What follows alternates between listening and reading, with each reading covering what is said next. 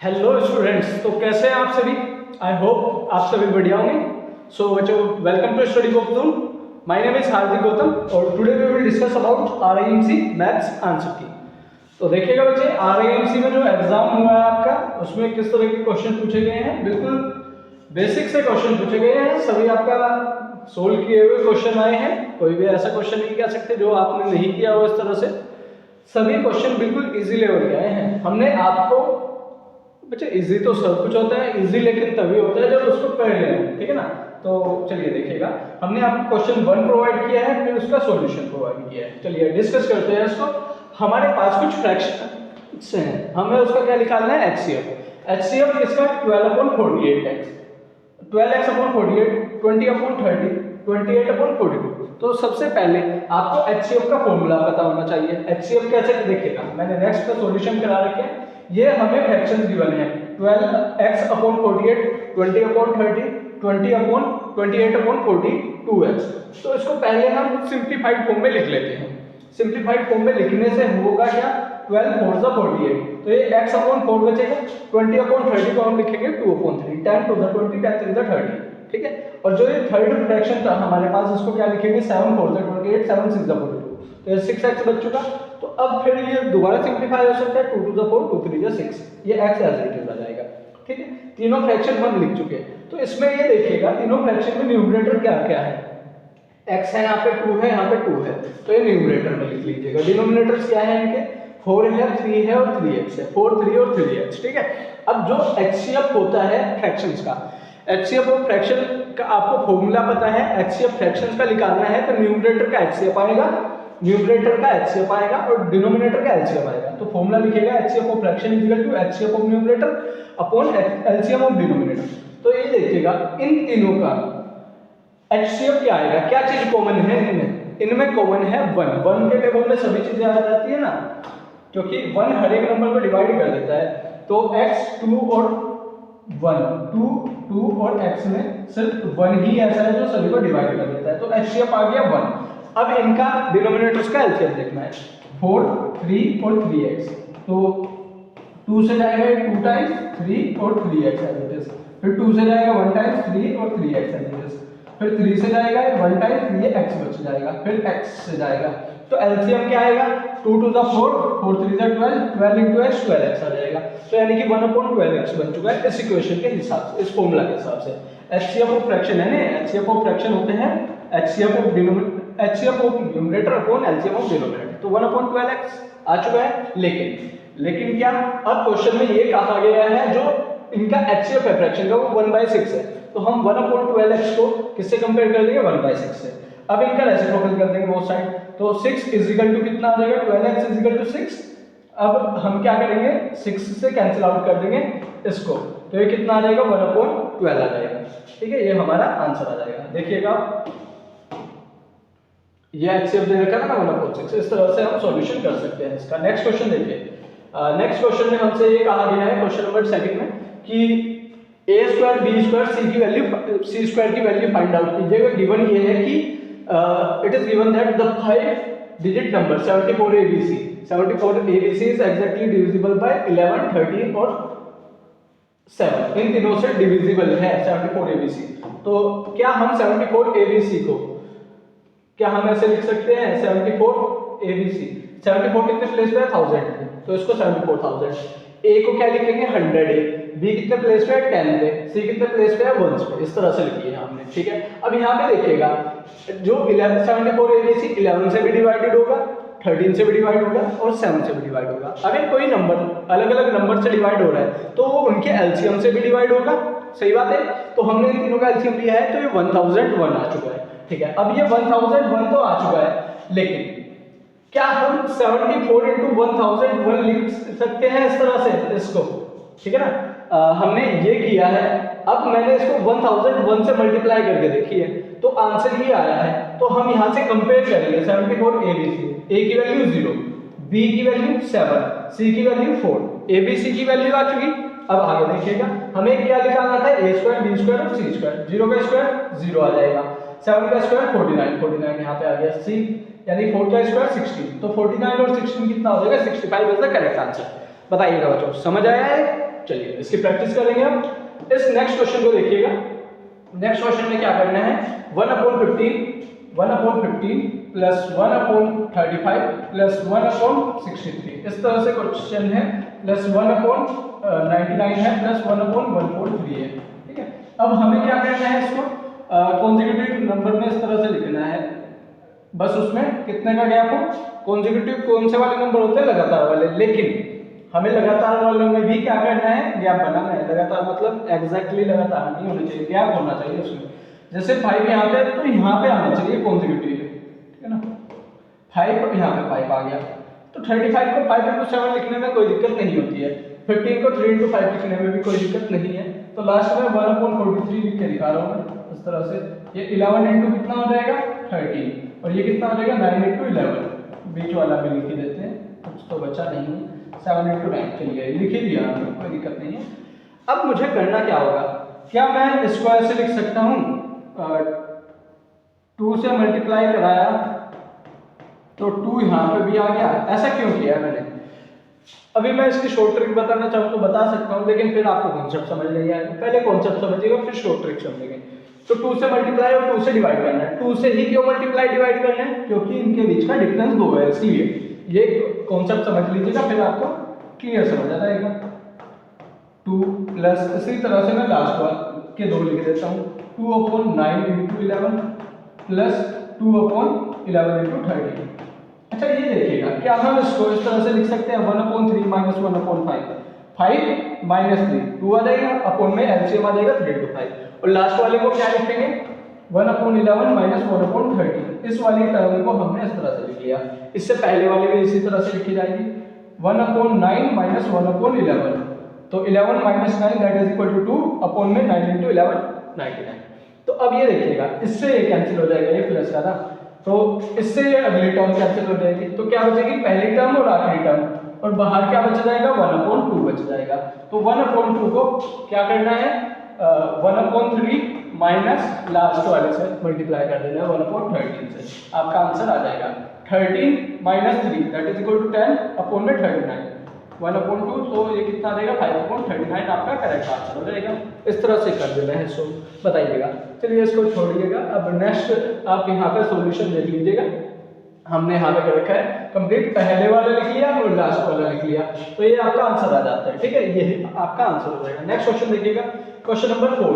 Fourth में क्या कहा गया है, फोर्थ देख लीजिए बच्चे। फोर्थ में ये कहा गया है कि angle A plus B plus angle C plus D plus E plus F plus G, यानी कि A B C D E F G जितने भी एंगल है सभी का सम बताना है।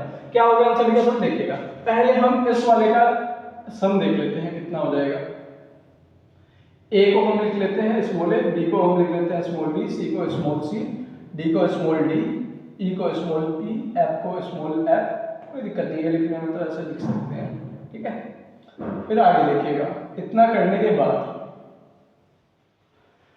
हमें ये देखना है कि इसको जी लिख लेते हैं। ठीक है, एफ और जी।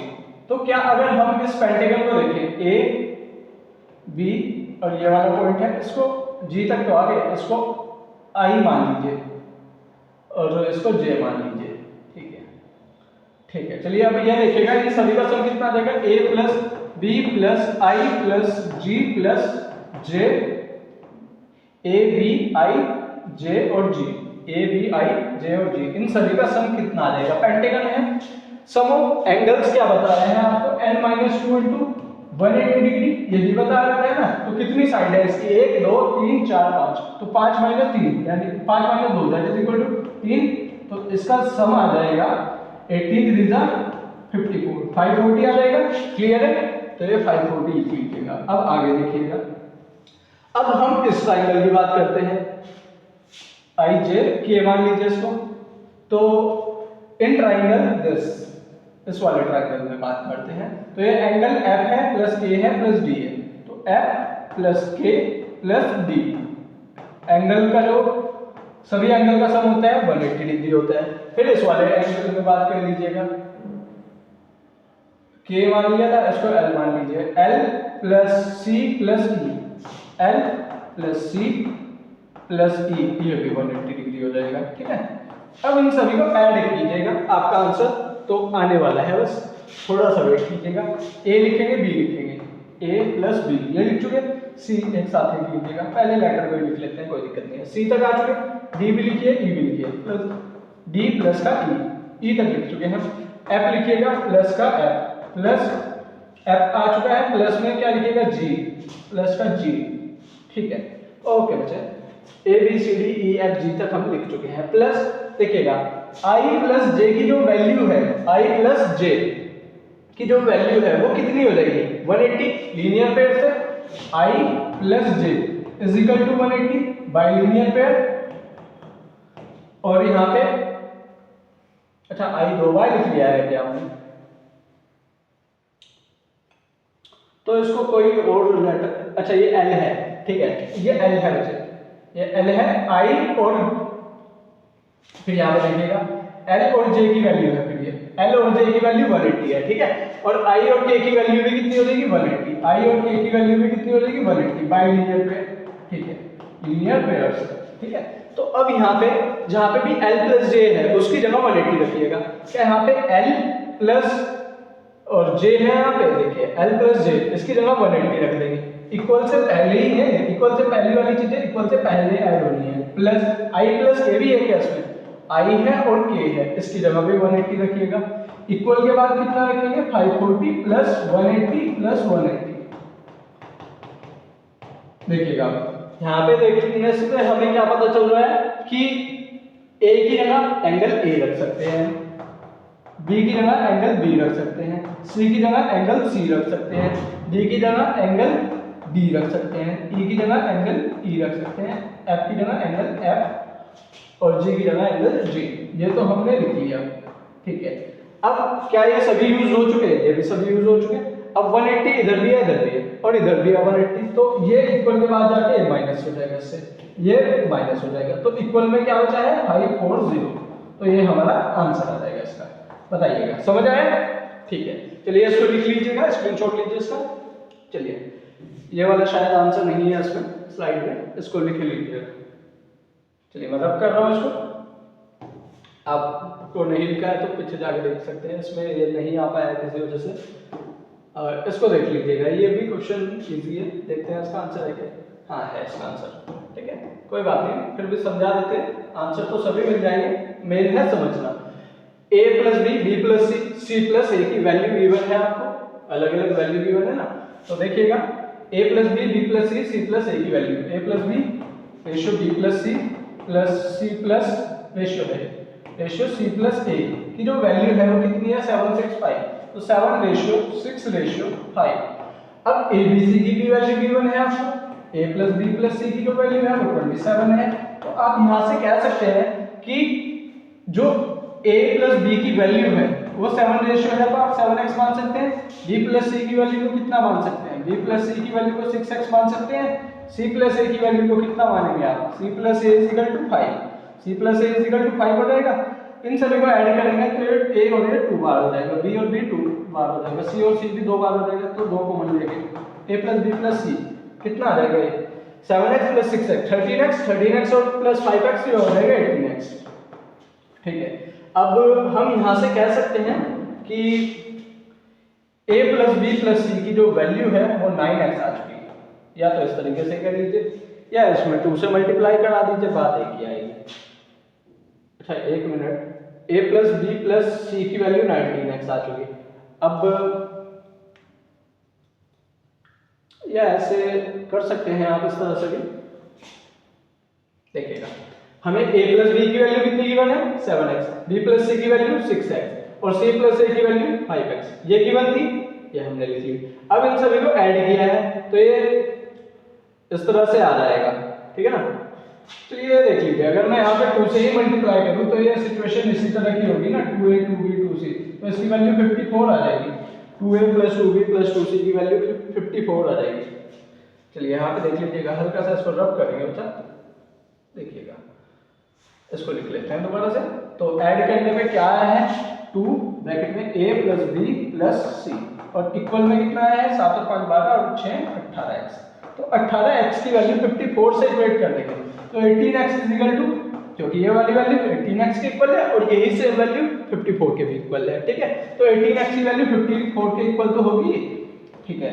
18 3 जा कितना आ जाएगा 54, ठीक है ना, क्योंकि 3 8 जा 24, 2 कैरी 3 1 3 4 5, क्लियर है। तो 3 आ चुकी। अब क्या हम इनकी वैल्यू निकाल सकते हैं, a प्लस b की value 7 into 3 that is equal to 21, b plus c की value 6 into 3 that is equal to 18 और c plus a 5 into 3 that is equal to 15, clear है। चलिए अब नेक्स्ट देखिएगा। अब आपको क्या पता था, a plus b plus c की वैल्यू का आपको पता था कितनी थी, जो कि 27 थी। तो a प्लस b देखिएगा, a प्लस b की वैल्यू 21 यहाँ पे रख दीजिएगा, c प्लस कीजिएगा तो यहाँ पे 27, तो c की वैल्यू आ जाएगी 27 minus 21 that is equal to 6। a plus b plus c की वैल्यू 27 थी, तो आपने a प्लस b की वैल्यू 21 रख दी, c रह गया तो 21 को उधर ले गए, तो 27 माइनस 21 6 आ जाएगा, c की वैल्यू आई है। तो इसी तरह से b की वैल्यू निकालनी है और a की वैल्यू निकालनी है। a की वैल्यू निकालने के लिए ये वाला यूज कीजिएगा, इसमें a नहीं है, तो दोबारा a plus b plus c कितना था 27 था, तो b प्लस c की वैल्यू आपने कितनी रख दी 18 रख दी, तो a बच जाएगा, ये इधर आ जाएगा 27, तो a की वैल्यू कितनी आ जाएगी 27 minus 18 that is equal to 9। a की वैल्यू भी आ चुकी है आपके पास। अब आपको a आ चुका, c आ चुका, अब b चाहिए। b किस में नहीं है, c प्लस a में नहीं है, तो c प्लस a की जगह क्या रख लीजिएगा 15, तो 15 इस वाली इक्वेशन में ही c प्लस a की जगह 15 रखिएगा, b रह जाएगा 15 plus b is equal to 27, तो b की वैल्यू भी निकल के आ जाएगी। फिर आपको क्या करना है, क्वेश्चन में जो पूछा है उसके अकॉर्डिंग चलेंगे, that is equal to 12, b की वैल्यू आ चुकी है, abc की वैल्यू आ चुकी। अब आपको 1/a ratio 1/b ratio 1/c करना है, इतना कर लिया, देख लीजिएगा इसको।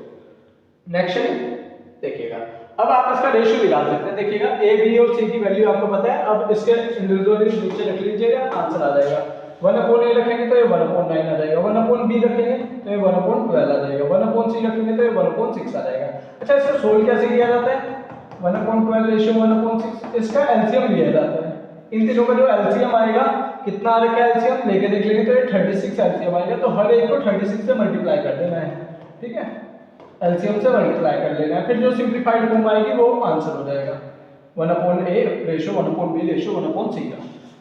ये से जाएगा 4 टाइम्स 4 आ चुका है, ये 12 से जाएगा 3 टाइम्स 3 रेशियो आ चुका है, 6 से जाएगा 6 टाइम 36 को कैंसिल आउट करेगा 6 टाइम, तो ये ओवरऑल आंसर हो जाएगा इसका, ठीक है। इस तरह से आप कर सकते हैं। नेक्स्ट देखिएगा बच्चे, नेक्स्ट क्वेश्चन क्या कहता है आपसे, ये आप यहां से देख सकते हैं, ठीक है। सॉल्यूशन नंबर 5 पे ये क्वेश्चन है, इसका भी सॉल्यूशन देख लेते हैं। सॉल्यूशन नंबर क्वेश्चन नंबर 6 देखिएगा, देख चुके हैं आप, तो इसका सॉल्यूशन देखिएगा। ये क्वेश्चन आपको इस तरह से गिवन है, गिवन ये है PQR, ये चीज गिवन है PQR की वैल्यू 1, आपको क्या प्रूव करना है, इसकी वैल्यू 1 के इक्वल प्रूव करनी है। देखिएगा 1 के इक्वल कैसे प्रूव कर सकते हैं किसी भी चीज को, बताइएगा। अगर हम a को a से डिवाइड करें, क्या आंसर 1 आएगा, बिल्कुल आएगा। तो ये इसी तरह की फॉर्म है, तो हमें इसके न्यूमरेटर और डिनोमिनेटर को कहीं ना कहीं सेम बनाना हो तो 1 आ जाएगा, ठीक है। तो 1 बनाने के लिए हमें 1 प्रूव करना था, ये हमें गिवन था, ये वाली LHS, ठीक है। और हमें किसकी हेल्प लेनी है, PQR = 1 की हेल्प लेनी है। पहले वाले को देखिएगा, क्या q की पावर -1 को 1/q लिख सकते हैं, पहले वाले को सोल्व करेंगे, दोनों को एज इट इज रहने देंगे, ठीक है। तो अब इसको हमने ऐसे लिख लिया, इसका एलसीएम ले लेंगे, अपॉन में 1 q इधर, pq इधर और प्लस में 1 अपॉन में आ जाएगा, तीनों का एलसीएम q, तो ये q ऊपर चला जाएगा, q upon q plus pq plus 1 यहां से सोल्व करके आया है, फिर ये एज इट इज, ये एज इट इज। अब आपको ये पता है, क्या पता है, PQR की जो वैल्यू है वो 1 है, PQR 1 है, क्लियर है। तो ये जो PQ की वैल्यू आएगी, PQ की वैल्यू को क्या लिखेंगे आप, 1/r, और 1/r को r की पावर -1 लिख सकते हैं, तो ये लिख लिया। और यहाँ पे ये सीट सेम है, ये मैंने ऐसा क्यों किया PQR को r की पावर -1 में, ताकि ये दो सिंप्लीफाई हो जाए, क्योंकि इन दोनों का एलसीएम यही सेम आ जाएगा जो इसमें डिनोमिनेटर गिवन है, ताकि एक जैसी टर्म बन जाए, ठीक है, इसलिए मैंने किया। इसको एज इट इज रहने देंगे। नेक्स्ट स्टेप में देखिएगा, हमने क्या किया, इन दोनों का एलसीएम ले लिया, तो यही आ गया। अब क्या हो गया, ये जो न्यूमरेटर्स है डायरेक्टली ऐड हो जाएंगे, थर्ड टर्म को भी यहाँ पे इंक्लूड कर लिया, अब 2 टर्म में आ चुका है। नेक्स्ट, अब इसको सोल्व करेंगे, r की पावर -1 को क्या लिखेंगे, 1/r। देखिएगा, पहले हमने पहली वाली टर्म को सोल्व किया है, फिर हमने पी क्यू को इसी की जैसी टर्म में बनाने की कोशिश की है, ठीक है। चलिए इतना करने के बाद अब हम आगे देखते हैं। दो टर्म आ चुकी है हमारे पास यहाँ तक, ठीक है। अब इसमें r की पावर -1 को 1/r लेंगे तो इनका एलसीएम कितना आ जाएगा, r आ जाएगा। जो एलसीएम है वो ऊपर चला जाएगा q + 1 के मल्टीप्लाई में, और ये कितना आ जाएगा r + qr, qr यहाँ पे आ जाएगा plus r + qr + 1, r + qr + 1, इस तरह से आ जाएगा।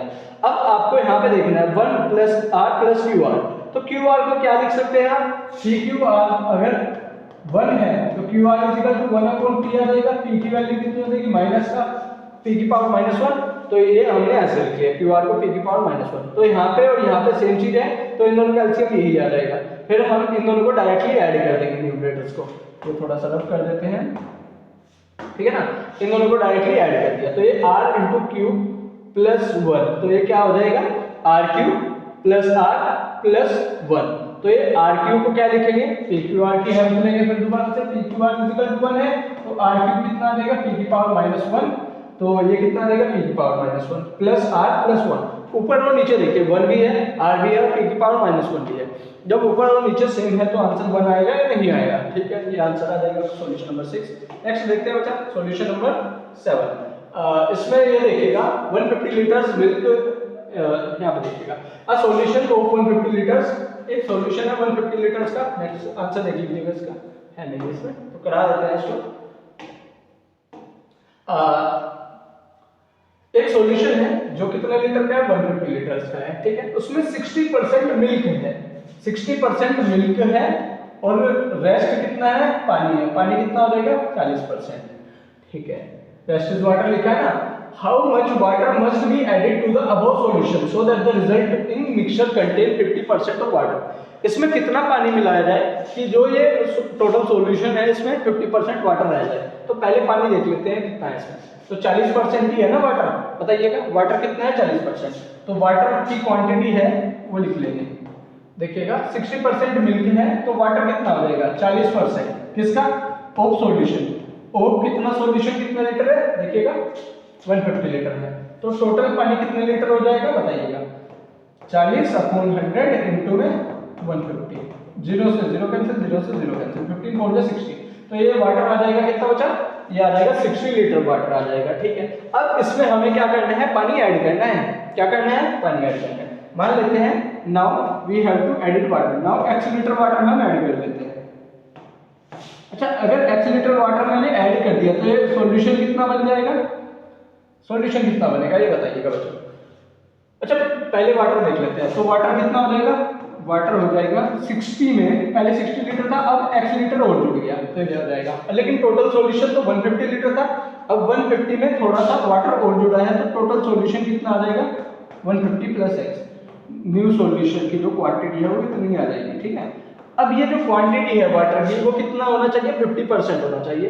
तो वाटर की क्वांटिटी किसके कंपैरिजन में लिखेगी, टोटल सॉल्यूशन के कंपैरिजन में, अपॉन में सॉल्यूशन कितना है, टोटल है, तो 50% किसको रिप्रेजेंट करेगा, 1/2 को।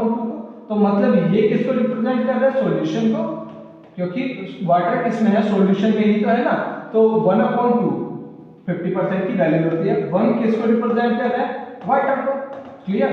यानी कि हर एक 2 रेशियो में 1 रेशियो क्या है, वाटर है, यानी कि वाटर भी 1 है और मिल्क भी 1 है। वाटर भी 50% का वाटर का मतलब है 50% मिल्क भी है, ठीक है। 50% वाटर का मतलब क्या है, 50% मिल्क भी है। तो अगर 1 वाटर है तो total solution milk plus water, 1 + 1 2 हो जाएगा, इस तरह से लिखेंगे। देखिएगा अब अकॉर्डिंग टू क्वेश्चन के अकॉर्डिंग जो ये 60 + x है, ये वाटर की कंसंट्रेशन को रिप्रेजेंट कर रहा है, तो ये 1 से इक्वेट कर देंगे वाटर से, 50% की वैल्यू 1/2 है ना, अपॉन न्यू सॉल्यूशन कितना है, 150 + x, तो 150 + x फिजिकल टू में क्या लिख देंगे, अपॉन में 2 आ जाएगा, क्रॉस मल्टीप्लाई कर देंगे, तो 2 × 60 कितना हो जाएगा, 120 प्लस में 2x फिजिकल टू 150 + x, यही है, ठीक है। 2x में से x आ जाएगा इधर, माइनस में होके 2x - x बचेगा, 150 माइनस उधर जाएगा 120, तो कितना बचेगा, 30, तो आंसर कितना आ जाएगा, 30 लीटर। तो कितना पानी हमने ऐड किया है, 30 लीटर। इस तरह से क्वेश्चन होगा हमारा, बताइएगा, समझ आई ये बात। ये 50% को अगर आपको नहीं कंपेयर सोल्व करना आता है तो 50% को आप परसेंटेज हटा के अपोन में 100 भी लिख सकते हैं, ठीक है। तो ये कितना देगा 1/2 आ जाएगा, ठीक है। तो भी हमने ये किया। अच्छा ये देखिएगा 50% किसको रिप्रेजेंट कर रहा है, वाटर को, तो वाटर को रिप्रेजेंट करने वाला ये होगा, न्यूमरेटर भी फेवरेबल होता है, अपोन में टोटल होता है। तो टोटल क्या है, सॉल्यूशन, टोटल सॉल्यूशन कितना था 150 प्लस x, तो 2 किससे इक्वेट कर देना है 150 प्लस x से, 1 फेवरेबल को रिप्रेजेंट कर रहे हैं यानी कि वाटर को। तो इस तरह से हो जाएगा क्वेश्चन नंबर 7 भी। चलिए इसको नोट डाउन कीजिएगा, स्क्रीनशॉट ले लीजिए या लिख लीजिए इसको। नेक्स्ट क्वेश्चन पे चलते हैं, क्वेश्चन नंबर 7 हो चुका है, 8 देखिएगा 7 और 8। जो पॉपुलेशन है किसी टाउन की वो इंक्रीज कर रही है 5% से, जो पॉपुलेशन है फिलहाल के टाइम ना वो इतनी है, तो पॉपुलेशन एक साल पहले क्या होगी देखिएगा। इसके लिए मैं एक फॉर्मूला बता देता हूं। अगर कोई चीज इनिशियल है वो पी से लिखी जाती है, जो बाद में हो जाएगी या पहले थी वो ये होगी, ठीक है। जो अभी के टाइम में है वर्तमान वाली वो पी से लिखी जाती है। अगर कोई चीज बढ़ रही है तो उसको लिखा जाएगा प्लस में यहाँ पे, ठीक है। अगर कोई चीज घट रही है तो यहाँ पे माइनस में लिखा जाएगा, ठीक है। और पावर एन, जितने सालों की बात कर रहे हैं, ठीक है, जितने इयर्स की बात कर रहे हैं, ठीक है। तो अब 80,522 है ये। तो इसको कैसे करना है, 5% सॉल्यूशन, 5% जो पॉपुलेशन है वो इंक्रीज कर रही है एनुअली, तो एक साल पहले क्या रही होगी, 5% कम रही होगी ना, what was it's year ago, एक साल पहले क्या होगी 5% कम होगी। तो इसमें माइनस का फॉर्मूला यूज कर लेंगे, इससे हटा के ये आर की वैल्यू कितनी है 5 और पी की वैल्यू कितनी है ये वाली पी की वैल्यू है, ठीक है। एन की वैल्यू कितनी रखनी है, एक साल पहले की बात कर रहे हैं, एन की वैल्यू 1 रख लेंगे। इस फॉर्मूला को देख लीजिएगा, इस तरह से हम लिख लेंगे, एन की वैल्यू 1 है, पी की वैल्यू और आर की वैल्यू। यहाँ पे क्योंकि एक साल पहले पूछी है तो कम हो रही होगी ना, 5% से हर साल बढ़ रही है तो एक साल पहले कम हो रही होगी, तो इसलिए माइनस आया है, ठीक है। सोल्व करके देखिएगा पी की वैल्यू रख दी 1 माइनस आर की वैल्यू 5 थी अपॉन में 100, तो ये कितना देगा 100 माइनस 5 95 अपॉन 100। तो अब यहाँ पे क्या कर सकते हैं, इन दोनों को मल्टीप्लाई करके ये आएगा अपॉन में 100 था, तो 2 के बाद पॉइंट आ जाएगा, यह हमारा आंसर हो जाएगा। नेक्स्ट क्वेश्चन देखिएगा, पढ़ेंगे इसको पहले। पाइप ए बी और सी कंटेन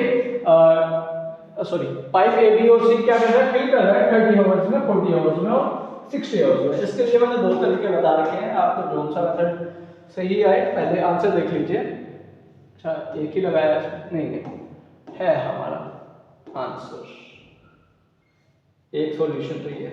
चलिए मैं करा देता हूँ आपको दोबारा से, ये कहाँ जाएगा, अरे भाई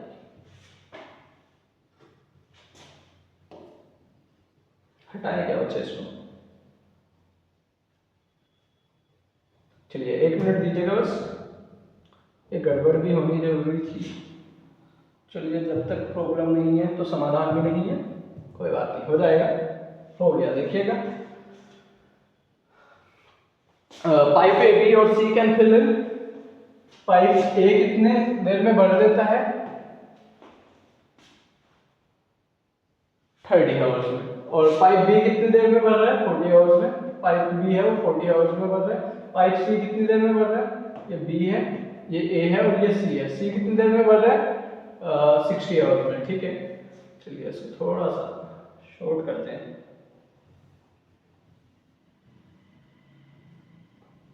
ये होना नहीं चाह रहा है, क्या करें, चलिए या ये कह लीजिए हम।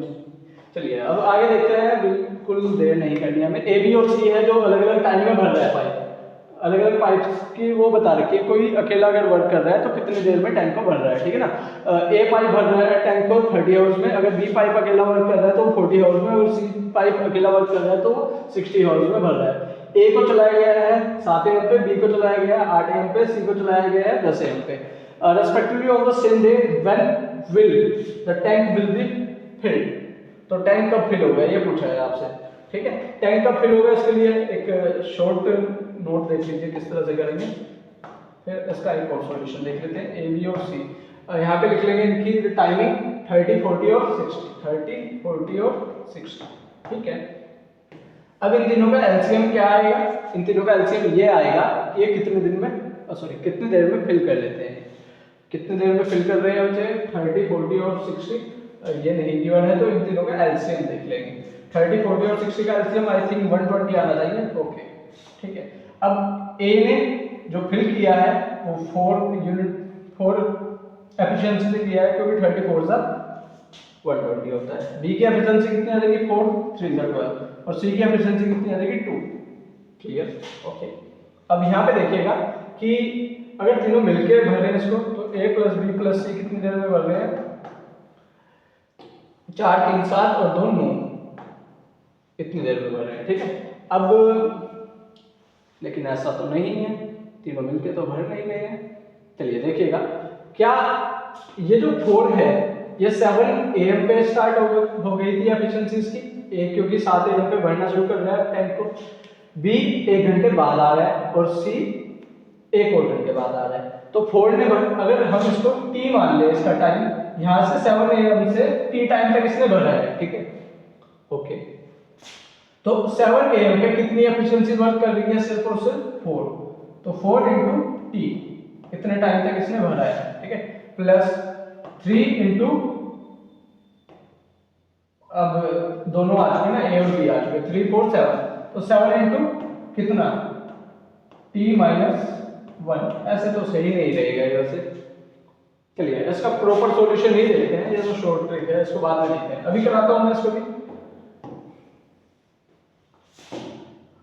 पहले ये वाला देख लीजिए आप, ये वाला ही सही रहेगा आपके लिए। देखिएगा बच्चे क्या करते हैं हम,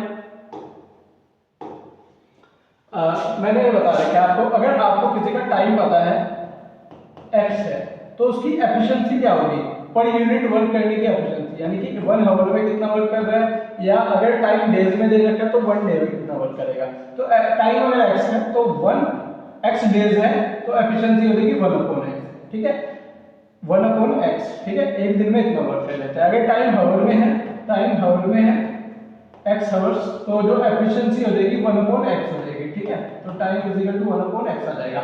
कोई भी कंप्लीट वर्क कितना होता है 1 होता है। कोई भी कंप्लीट वर्क कितना होता है 1 होता है। क्लियर? अब इसी मेथड से देख लीजिएगा, हमें वर्क के फॉर्मूला पता होना चाहिए। वर्क की एफिशिएंसी क्या होता है, वर्क अपॉन टाइम होता है। ये चीजें आपको बेसिक पता होनी चाहिए। तो टाइम × एफिशिएंसी किसके इक्वल हो जाएगा, वर्क के। यहाँ पे मैंने लिख रखा है टाइम × एफिशिएंसी = वर्क। ठीक है, ये चीजें आपको पता होनी चाहिए, इस चीज को पढ़िएगा। जो ये एफिशिएंसी है इसको रेट भी कह सकते हैं, रेट ऑफ फिलिंग। ठीक है, अब देखिएगा ए पाइप भर रहा है 30 आवर्स में, बी पाइप भर रहा है 40 आवर्स में और सी पाइप फिल कर रहा है 60 आवर्स में। तो इनकी एफिशिएंसी कितनी हो जाएगी 1/30 1/40, क्योंकि 40 आवर में भर रहा है तो एफिशिएंसी उसका रेसिप्रोकल। पाइप सी 60 आवर में भर रहा है तो 1/60 इसकी एफिशिएंसी। इतनी बात क्लियर है? अब टी टाइम रिक्वायर्ड है पाइप को फिल करने के लिए, वही सेम मेथड है कि वो 7 AM पे शुरू हो गया था, फिर अगला 8 पे, फिर अगला 10 पे। 7, 8, 10 नहीं था ना, चलिए कोई बात नहीं। 7, अच्छा हमने t-2 रख दिया था उसको, तो t-3 आएगा क्योंकि 7, 8 और 10। यहाँ पे देखिएगा, यहाँ पे t अगर इसको माने तो 1 घंटे बाद कर रहा है, 1 घंटे कम करेगा वर्क, और ये 3 घंटे बाद करेगा तो 3 घंटे कम वर्क करेगा, तो t-3 कर देना है। ठीक है, तो चलिए देखिएगा टाइम a का मान लेते हैं क्योंकि ये 7 AM से स्टार्ट हो चुका था तो इसका टाइम t मान लेते हैं। अब ये 8 AM से शुरू हुआ तो 1 घंटा कम काम करेगा तो t-1 टाइम लेगा ये। और ये 10 AM पे शुरू हुआ तो 7 से लेकर 10 तक 3 घंटे तो वैसे ही बीत चुके, तो t-3 आवर तक वर्क करेगा ये। ठीक है, अब ये वाला फॉर्मूला लगाएंगे, एफिशिएंसी को टाइम से मल्टीप्लाई करेंगे तो वर्क आता रहेगा इनका। देखिएगा a की एफिशिएंसी या रेट 1/30 है, एफिशिएंसी को इसके टाइम से मल्टीप्लाई कर दें तो ये a का वर्क हो गया जो a ने किया है।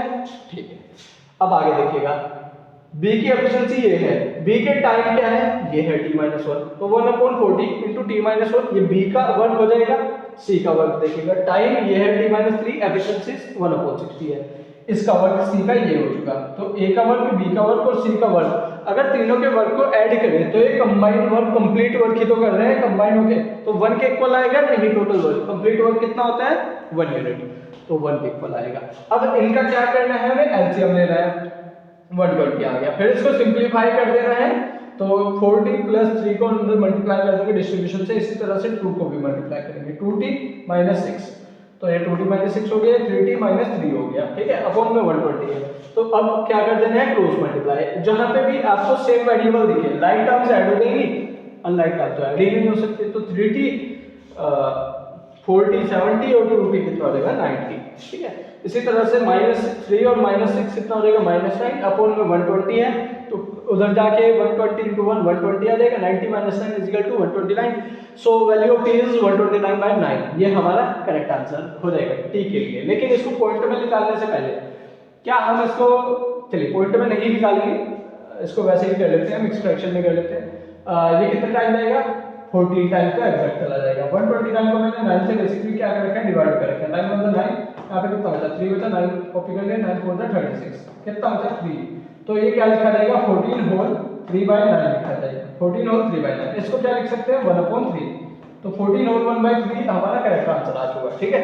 ये हावर्स में है, लेकिन अच्छा ये तो कंप्लीट हावर्स बन रहा है, ये 1/3 तो हावर्स में है तो, लेकिन कंप्लीट नहीं समझ आता है, तो इसको मिनट में चेंज कर लेंगे। 60 से मल्टीप्लाई करेंगे तो कितना टाइम जाएगा, 20 टाइम्स, तो ये कितना आ जाएगा 14 आवर 20 मिनट, क्लियर। तो इतना टाइम लगा है 7 आवर से, टी की वैल्यू है, तो 7 से तो टी टाइम लगा ना, तो 7 में 14 आवर जोड़ देंगे। किस तरह से जोड़ेंगे बच्चा, अच्छा देखिएगा, 7 AM है, इसको 14 आवर 20 मिनट को अलग अलग लिख लेते हैं इस तरह से, 14 आवर प्लस 20 मिनट अलग। अच्छा ये देखिएगा, 7 AM से अगर 12 आवर जोड़ दिया जाए तो क्या वो 7 PM बन जाएगा, बिल्कुल बनेगा। अब 14 थे तो 7 PM बन चुका 12 तक, और फिर 2 आवर्स और जोड़ देंगे तो 8 PM और 9 PM, 9 PM तक बात पहुंच जाएगी, ठीक है, 14 आवर्स जोड़ने में, क्योंकि ये AM के टाइम में 12 आवर्स जुड़ जाते हैं, तो ये 7 PM बन जाएगा, 7 AM वाला टाइम, क्योंकि 12 आवर्स बाद टाइम का क्या हो जाता है, AM से PM हो जाता है, ठीक है। अब 2 और बचेंगे इसमें आवर्स, तो उसके टाइम में आगे बढ़ा देंगे, 9 बच जाएंगे, और ये 20 मिनट्स है वो एक्स्ट्रा है, तो वो यहाँ पे जुड़ जाएंगे। तो 9:20 एग्जैक्ट टाइम हो रहा होगा जिस टाइम टैंक फिल हो रहा होगा, ठीक है ना। तो ये हमारा करेक्ट आंसर है। चलिए IMC में यही पैटर्न फॉलो होगा जिससे आपको लिखना होगा, ठीक है। चलिए बच्चे अब नेक्स्ट देखते हैं, शॉर्ट ट्रिक पे नहीं जाएंगे हम, RAMC में। क्वेश्चन नंबर 10 क्या कहता है, पढ़ेंगे बच्चा। The average of 5 consecutive positive integer is x, 5 consecutive का जो एवरेज है वो कितना है, x से है।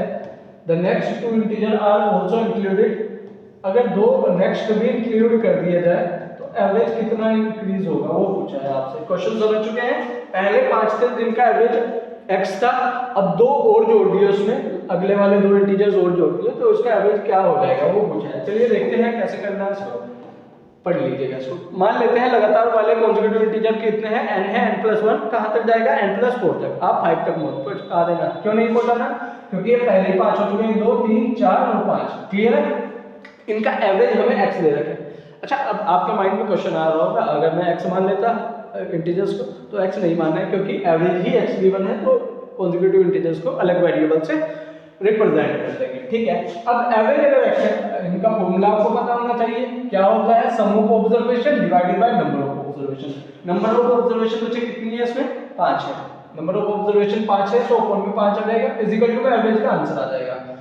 अब इनको ऑब्जर्वेशंस को सभी को ऐड करेंगे तो ये आ जाएगा 5 + 10/5, तो 5 कॉमन ले जाएंगे, 5 × 1 = 5, n बचेगा खाली, 5 × 2 = 10, तो n+2 की वैल्यू x के इक्वल आएगी, n+2 की वैल्यू किसके इक्वल आएगी बच्चा, x के इक्वल आएगी। तो नेक्स्ट 2 इंटीजर भी अगर इंक्लूड कर दिया जाए, n+5 और n+6 भी इंक्लूड कर दिया जाए, तो जो हमारा एवरेज है वो कितना इंक्रीज होगा वो निकालना है, तो निकाल लीजिएगा, इसको ऐड करेंगे, तो n कितनी बार आ जाएगा, 7 बार, तो 1 से लेकर 6 तक ऐड करेंगे सभी को, तो 21 आ जाएगा, 1 + 2 + 3 इसी तरह 6 तक ऐड कर देंगे तो ये 21 आएगा, अपॉन में 7 है, 7 से जाएगा 1 टाइम, तो n बचेगा, 21 को भी 7 से डिवाइड करना है तो 3 बचेगा, क्योंकि इस तरह से करते हैं ना, 7n + 21, आप खाली इसको मत कर देना, कभी बहुत से बच्चे ये मिस्टेक करते हैं, ये गलत हो जाएगा। आपको क्या करना होगा, इस तरह से समझिएगा, 7n + 21 अपॉन में 7 है, तो 7n अपॉन 7, इसको +21 अपॉन 7 इस तरह से लिख सकते हैं, तो ये क्या बचेगा, n + 3, इंडिविजुअल के नीचे ऐसा हो जाएगा, तो n + 3 = y बचेगा। अच्छा जो हमारा पहले का एवरेज था n + 2 था, तो इस 3 को हम ऐसे लिख सकते हैं क्या, 2 + 1 लिख सकते हैं, तो n + 2 की जगह हमने क्या रख दिया, x रख दिया यहाँ पे x, ठीक है। अब यहाँ पे जो 1 बचा है उसको 1 रख देंगे, तो न्यू एवरेज को हमने क्या मान लिया, y मान लिया, ठीक है।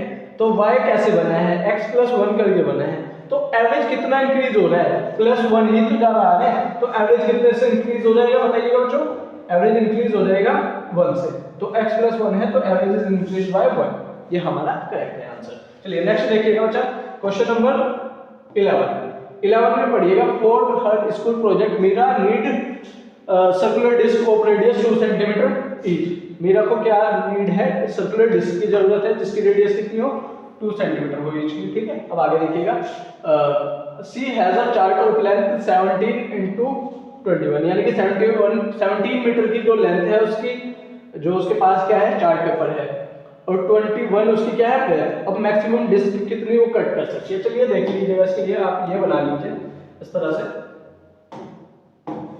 एक हमने ये बना दिया, चलिए हाँ देखिए ये हमने रेक्टेंगुलर वो बना लिया, लेंथ और ब्रेथ देखेंगे, इसमें लेंथ कितनी है 17 है, इधर को लेंथ बना दीजिएगा, इसकी ब्रेथ कितनी है, ब्रेथ ज्यादा दे रखी है इसकी 21, चलिए कोई बात नहीं, ओके ओके, यहाँ पे देखिएगा ये 21 है, कोई दिक्कत नहीं है। अब इसमें ये कहा गया है जो सर्कुलर डिस्क इसमें से कट कर रही है इस तरह से, इस तरह से सर्कुलर डिस्क कर रही है, तो 3 मैंने बनाए हैं लेकिन 3 नहीं कटी है, उन्होंने ज्यादा की होंगी, ठीक है, एक कम भी की होंगी, वो उन पर डिपेंड करता है, ठीक है।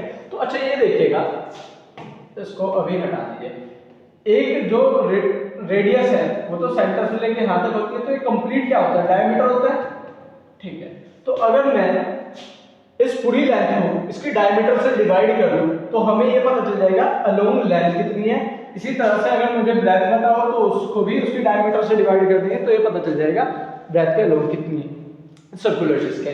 तो अलोंग लेंथ कितनी है 17, तो डायमीटर कितनी थी उसकी 4, तो अगर यहाँ से यहाँ तक 4 आ रही है, फिर अगली 4 आ रही है, फिर 4, फिर 4, इस तरह से हमें पता चल जाएगा टोटल कितनी सर्कुलर डिस्क आ जाएगी। अच्छा ये देखिएगा, ये आपको लग रहा होगा 17/4 कैसे आया है, इसका रीजन समझिएगा।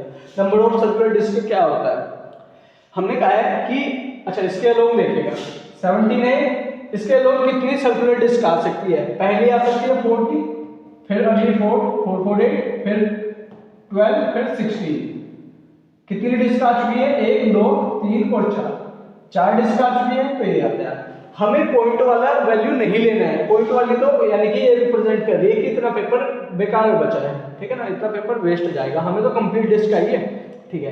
तो अलोंग लेंथ कितनी आ जाएगी नंबर ऑफ डिस्क, इसके लिए हम ये वाला सिंबल यूज कर लेंगे 17/4, तो ये 4 पॉइंट समथिंग आएगा, 4 पॉइंट समथिंग आएगा ना, 4.1 बचेगा, 4.2 समथिंग आएगा, तो हमें इंटीजर में जाना है कम वाले, तो 4 आ जाएगा।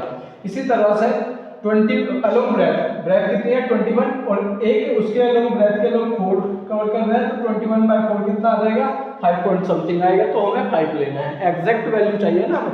अब टोटल सर्कुलर डिस्क कितनी हो जाएगी, अलोंग लेंथ इनटू ब्रेथ कर देंगे, तो 4 × 5 20 डिस्क हो जाएगी। अब हमसे ये पूछा था कि जो कंबाइंड एरिया है 20 डिस्क का वो कितना होगा, 1 डिस्क का एरिया πr² से निकाल लेंगे, r कितनी है इसकी वैल्यू 2 है, तो पाई की वैल्यू 3.14 × 2 का स्क्वायर यानी कि 4, तो 4 से मल्टीप्लाई करके आंसर आ जाएगा। अब हमारे पास टोटल डिस्क कितनी आई है, टोटल डिस्क आ गई 20, तो 20 से मल्टीप्लाई करके कंबाइंड एरिया आ जाएगा 20 डिस्क का, 20 × 12.56 that is equal to 251.2 centimetre square. This is the correct answer of question number 11। Next समझिएगा क्वेश्चन नंबर 12 को।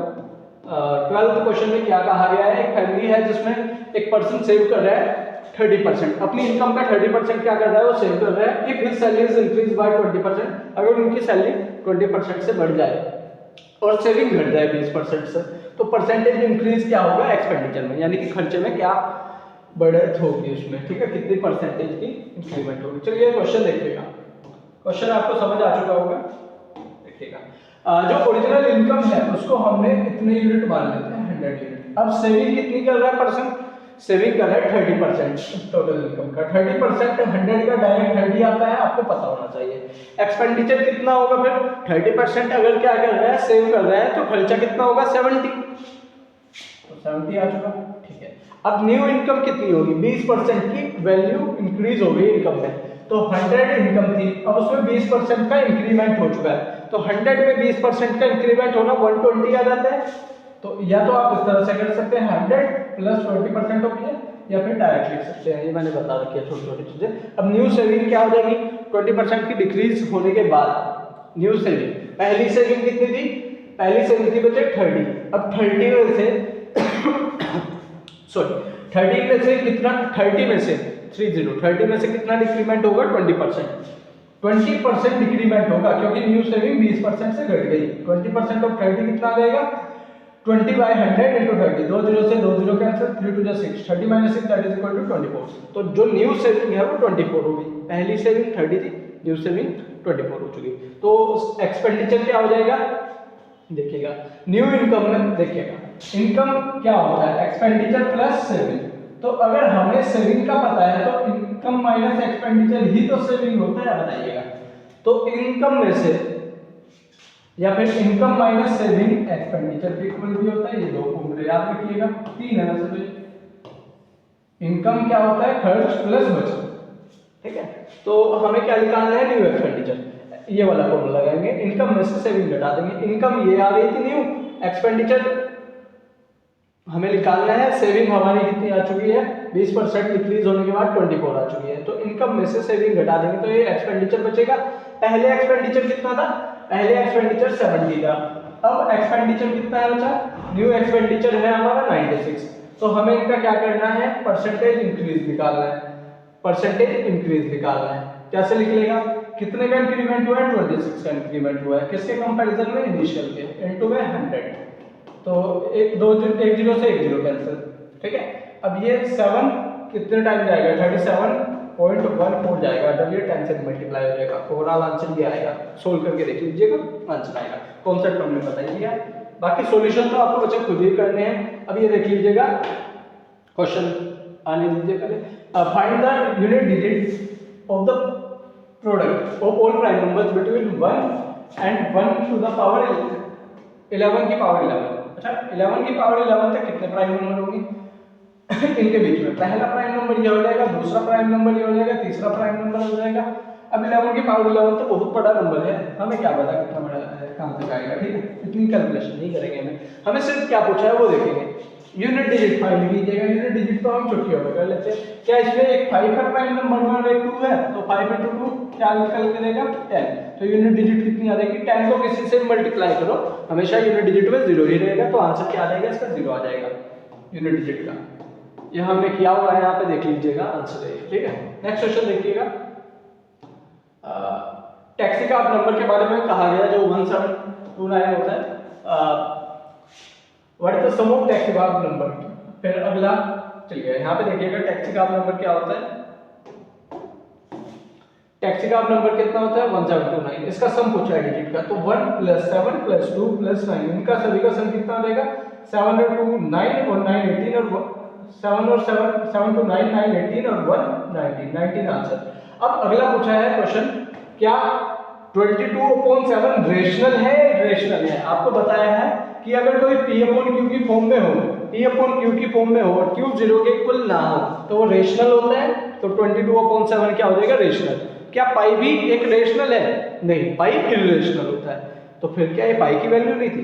तो पाई की वैल्यू थी, लेकिन वो इसकी अप्रोक्स वैल्यू है, ये वाली, ठीक है। ठीक है, चलिए अब अगला देखते हैं। क्वेश्चन क्या पूछ रखा है? What is the shape of the base of pyramid? Pyramid के बेस की शेप क्या होती है? अच्छा, तो डिफरेंट होती है अलग अलग पिरामिड के अकॉर्डिंग। देखिएगा, अगर पिरामिड हमारा स्क्वायर पिरामिड है तो बेस भी स्क्वायर होगा, अगर ट्रायंगुलर पिरामिड है तो बेस भी ट्रायंगुलर होगा, अगर पेंटागोनल पिरामिड है तो बेस भी पेंटागन होगा। क्लियर है बात? तो इस तरह से होगा इसका आंसर। नेक्स्ट क्वेश्चन समझेंगे। What is a perfect number? Perfect number की डेफिनेशन पूछी है। सॉरी, परफेक्ट नंबर की डेफिनेशन क्या कहती है? चलिए देखिएगा, परफेक्ट नंबर क्या होता है? जो डिवाइड हो किससे बचा? एक मिनट दीजिएगा, सॉरी बच्चा। देखिएगा, परफेक्ट नंबर क्या होता है? परफेक्ट नंबर ऐसा नंबर होता है जो अपने खुद के डिवीजन का अगर सम करे तो वो एग्जैक्ट नंबर होता है। जैसे 6 के डिवीजन 1 2 3 होता है और 6 भी होता है, लेकिन हमें वो नंबर खुद वाले को नहीं कंसिडर करना।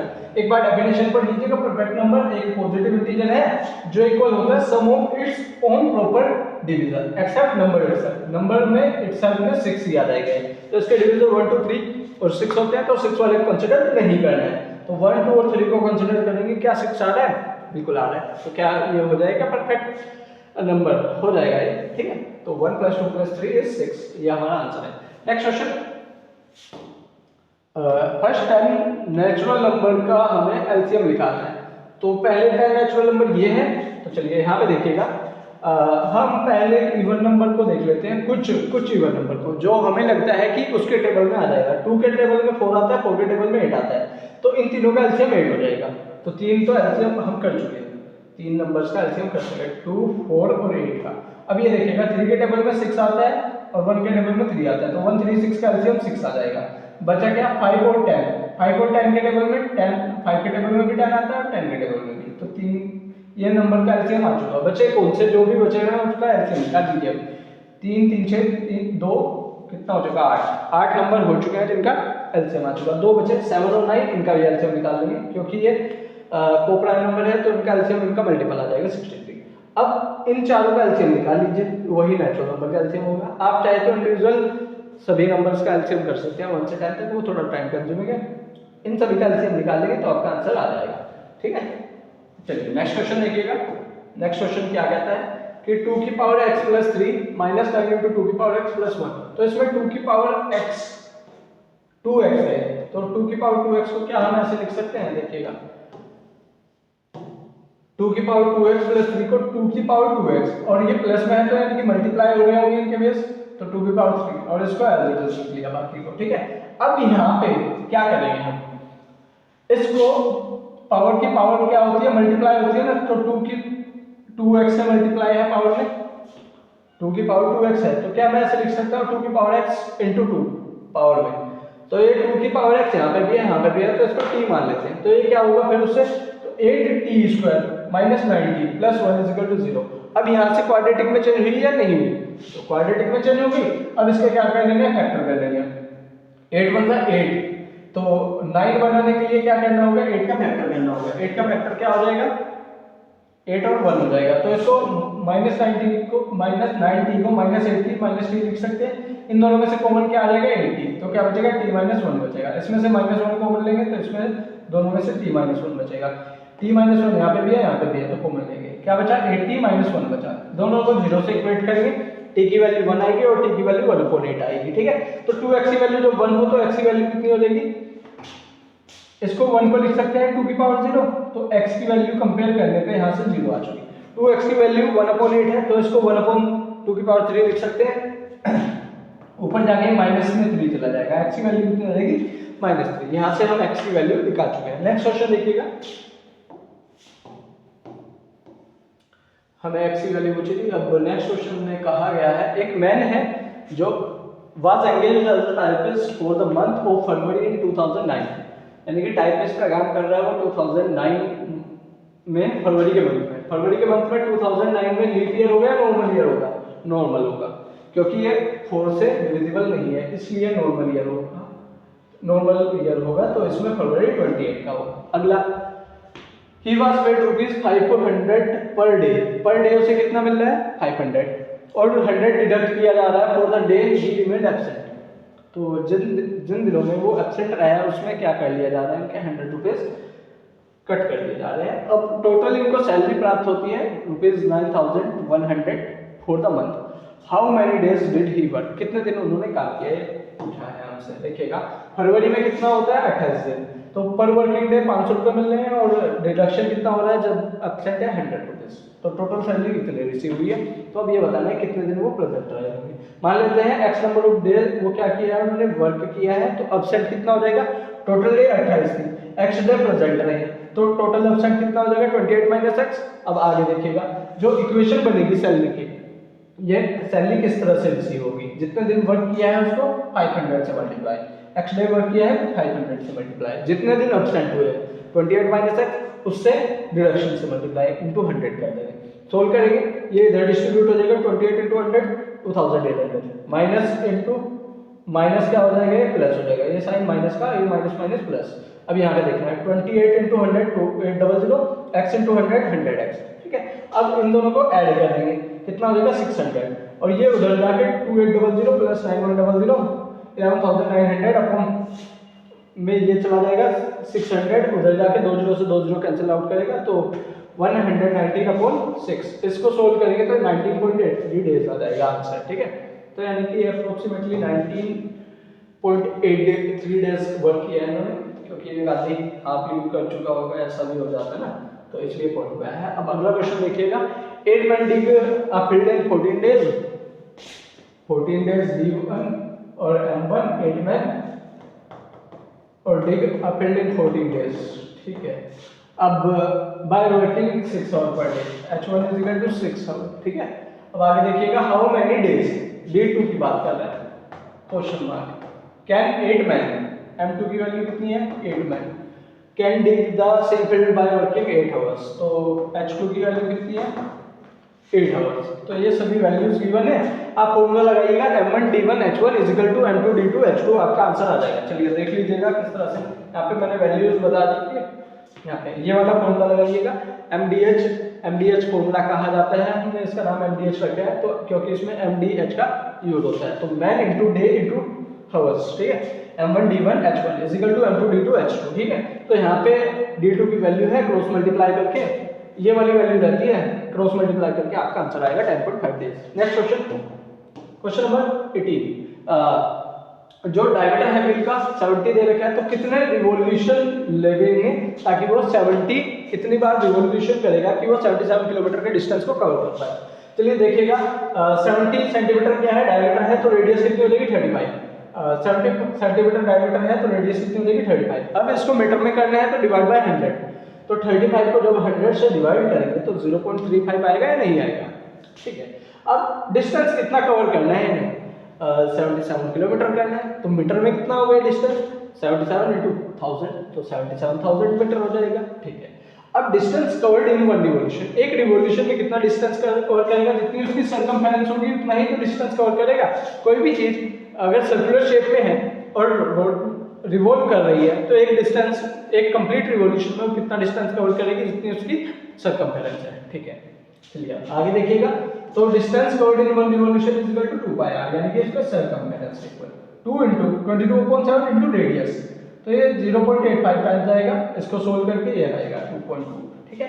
अब हमें नंबर ऑफ रिवॉल्यूशन निकालना है, तो डिस्टेंस कवर्ड टोटल डिस्टेंस जितना कवर करना है डिवाइडेड बाय डिस्टेंस जितना कवर करना है डिवाइड किससे कर देंगे, एक रिवॉल्यूशन में जितना डिस्टेंस कवर करेगा 2.2 से डिवाइड कर देंगे तो आपका आंसर ये आ जाएगा, ठीक है।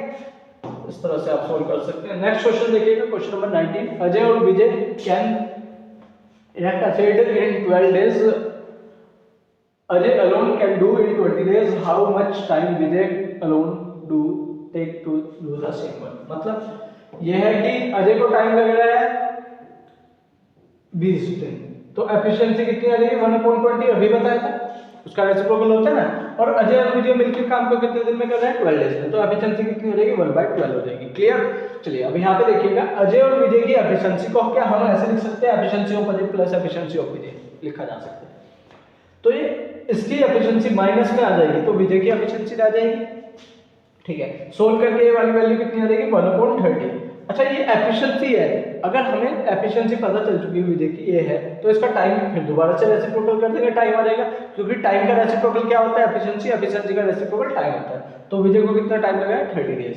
क्लियर है बात, सेम वर्क करने के लिए विजय को 30 डेज लगा है। अब ये देखिएगा, divide 259,875 by smaller number so that the question is a perfect cube, also find the cube root of the question हो जाएगा।